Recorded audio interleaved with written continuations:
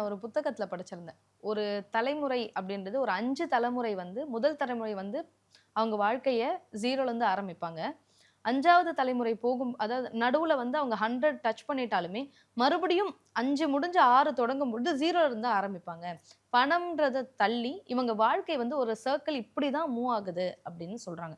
அதாவது நாம என்னதான் நம்மளுடைய சந்ததியினருக்காக உழைத்து வச்சுட்டு போனாலுமே, அத ஒரு கட்டத்துல அவங்க இழந்து, மறுபடியும் அந்த அடுத்த சந்ததி 0லேருந்து தான் ஸ்டார்ட் பண்றாங்க அப்படின்னு சொல்றாங்க.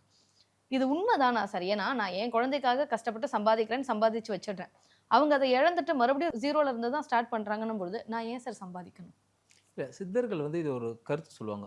3ஆம் கூற்றுன்னு சொல்லி ஒண்ணு சொல்லியிருக்காங்க. ம். அதாவது எப்படின்னா, முதல் தலைமுறை தேடும். தேடுதலுக்கான உழைப்பை போடும்.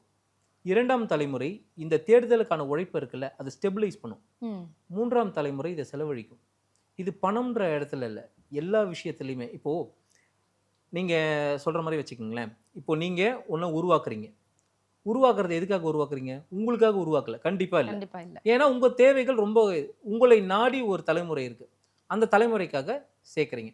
அந்த தலைமுறைக்கு சேர்க்கறதுலயே உங்களுக்கு ஒரு பவுண்டரிலாம் கிடையாது. எவ்வளோ முடியுமோ நம்ம சேர்த்து வைப்போம். நமக்கு அப்புறம் அவன் என்ன பண்ண போறான்? ம். நமக்கு அப்புறம் அவன் என்ன பண்ண போறான்? இதுதான் உங்களோட பிரச்சனையே. எனக்கு அப்புறம் என் பொண்ணோ, என் புள்ளையோ வாழணும். ஒரு வீடு வாங்கி வை. ஒரு கார் வாங்கி வை. பேங்க்ல இவ்வளோ பணம் வை. சரி. இது எல்லாம் குடுத்துட்டு நீங்க போயிடுறீங்க.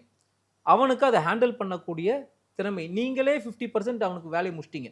அப்ப அவன் என்ன பண்ணுவான் எஃபர்ட்? 50% தான் போடுவாங்க. 50% தான் போடுவான். அந்த 50% எப்படி போடுவான்னா, கொஞ்சம் லெத்தார்ஜிக்கா போடுவான். ஓட மாட்டான். கஷ்டப்பட மாட்டான். அவனுக்கு எதுவுமே தெரியாதுல்ல. எல்லாமே இருக்குல்ல. இப்போ சாப்பாடு கஷ்டப்பட்டவங்களுக்கு பசின்னா என்னன்னு தெரியும். அவனுக்கு சாப்பாட்டு கஷ்டமே கிடையாது. பசியே ம். தெரியாது. ஒருத்தன் பசி எடுத்து கேட்டு வந்தான்னு வச்சுக்கயேன், அவன் சொல்லுவான், இவனுக்கெல்லாம் சோறு போடாதீங்க. இவன் பிச்சைக்காரன், இவன் நடிக்கிறான்னுவான். பசியில இருந்த நீங்க, ஒருத்தன பசிய பார்த்துட்டீங்கன்னு வச்சுக்கங்களேன், ரூ. 10 குடுத்து 2 இட்லி வாங்கி குடுப்பீங்க. ம். ஏன்னா உங்களுக்கு பசின்னா என்னன்னு தெரியும். எனக்கு பசிச்சதில்ல. அப்ப அவனுக்கும் பசி. அவனுக்கு பசியே தெரியாது.